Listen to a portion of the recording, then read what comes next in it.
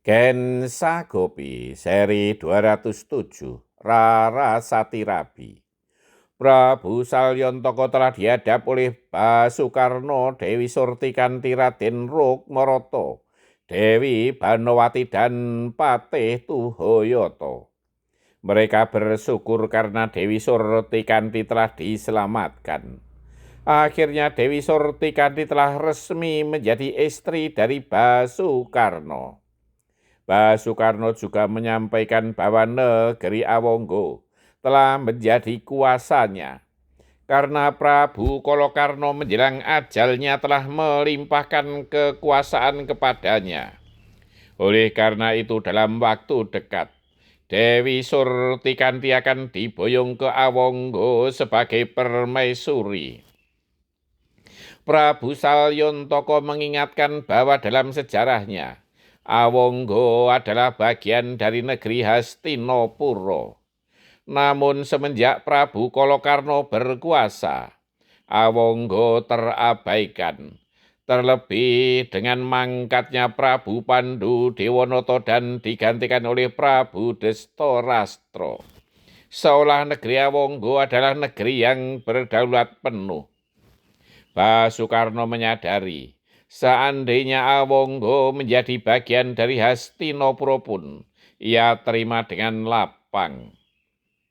Prabu Salyontoko kemudian merembuk masalah lain, yaitu lamaran Raden Duryudono terhadap Dewi Banowati.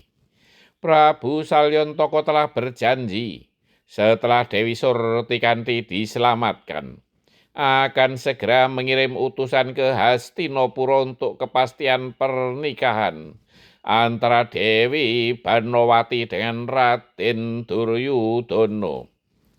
Dewi Surtikanti tersenyum gembira karena adiknya yang akhirnya akan dipersunting oleh Raden Duryudono.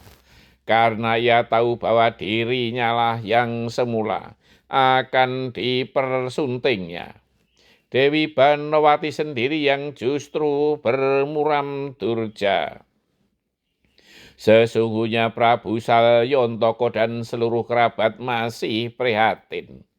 Karena sampai saat itu putra keempatnya, Raden Burisrawa belum kembali. Sejak menghadiri pernikahan Dewi Erowati dan Raden Kokrosono, ia belum pernah pulang ke Mondoroko. Sudah beberapa kali prajurit Mondoroko mencari keluar masuk hutan, namun tetap tidak diketemukan. Bahkan hutan yang biasa dikunjungi oleh Raden Burisrawa juga tidak ada tanda-tanda bahwa ia telah mendatangi tempat itu. Padepokan maupun perguruan yang ada di Mondoroko juga sudah didatangi. Namun Raden Burisrawa tidak dijumpai. Walau Raden Burisrawa yang gagah itu buruk rupa, namun ia adalah putra kandungnya. Yang ia dengar ketika meninggalkan pesta pernikahan di Manduro, ia selalu menyebut nama Dewi Worosumbodro dengan sebutan Bodro. Alkisah, Raden Burisrawa memang menggelandang di dalam hutan yang tidak dikenalnya. Ia malu pulang jika tidak dinikahkan dengan Dewi Worosumbodro. Raden Burisrawa berjuang sendirian melawan ganasnya hutan belantara untuk bertahan hidup maupun mempertahankan diri melawan binatang-binatang buas di hutan itu. Ia pernah mendengar pula bahwa kakeknya, Resi Bagaspati, adalah seorang yang sakti Mandraguna, walau ia pun berwajah buruk seperti dirinya. Hal itu membuat niatnya untuk bertapa, agar ia bisa seperti kakeknya itu. Yang tidak ia sadari adalah bahwa hutan tempat ia bertapa itu masuk daerah kekuasaan yang Batari Durga. Ia adalah ratu para jin peri perayangan. Topo Raden Burisrawa digoda oleh wewe gombel gendruwo tetean glundung pringis, uli-uli Banaspati dan sebagainya.